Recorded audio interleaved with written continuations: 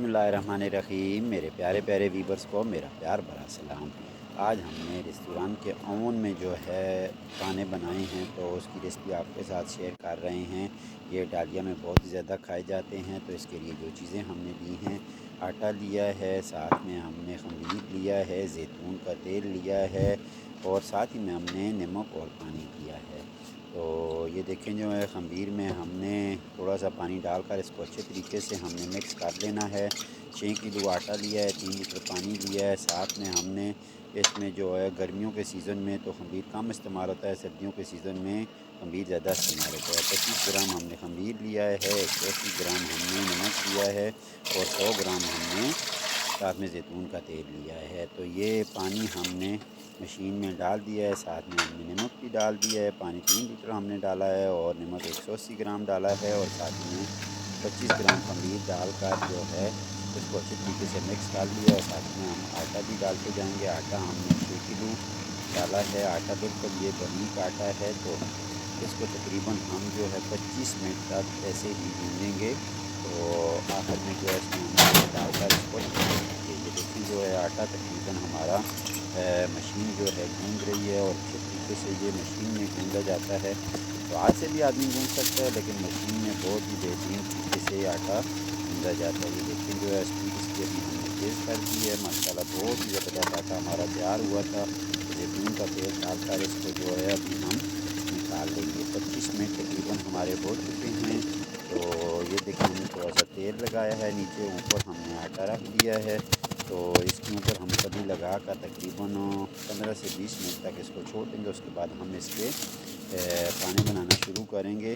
तो पाने जैसे ब्रेड होती है ये उसी किस्म के हैं, लेकिन वो ब्रेड नरम होती है, ये थोड़े से सख्त होते हैं। तो इटली में हर घर में ये इस्तेमाल होते हैं, तो हम लोग भी ये खा सकते हैं, बहुत ही ज़बरदस्त होते हैं। तो ये देखें हमने तकरीबन 1 किलो से ऊपर एक एक पाना रखा है। तो आटा हमने डालकर एक कपड़े के अंदर रख के सारे जो पाने इसमें रख दिए। तो इसको तकरीबन हम 3 घंटे के लिए ऐसे या 2 घंटे के लिए छोड़ दें। ये डिपेंड होता है मौसम के ऊपर।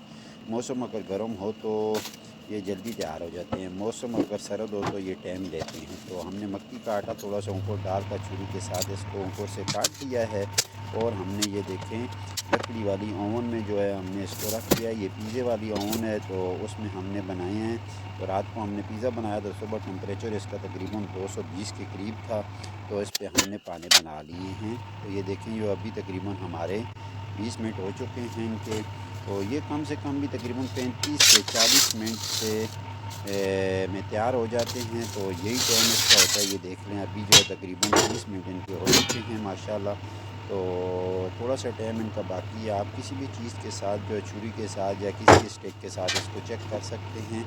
अगर इसमें आटा लगा हुआ आ जाए तो ये तैयार नहीं होते हैं। अगर आटा छुरी के साथ लगा हुआ ना आए तो ये तैयार हो जाते हैं माशाल्लाह। अभी थोड़ा सा टाइम बाकी है, 5-6 मिनट। तो उसके बाद हम इनको निकाल कर खाने के लिए पेश करेंगे।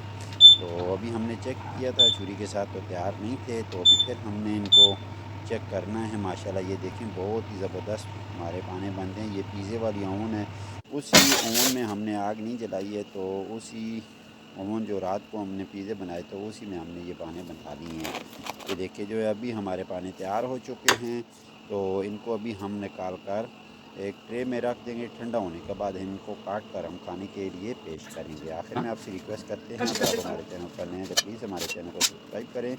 आज की वीडियो अगर अच्छी लगे तो वीडियो को लाइक करें, अपने दोस्तों के साथ शेयर करें और हमें कमेंट्स करके ज़रूर बताएं कि आज की ये रेसिपी आपको हमारी कैसी लगी। अपना और अपने घर वालों का ख्याल रखना, हमें भी अपनी दुआ में याद रखना। इजाज़त दीजिए, अल्लाह हाफ़िज़।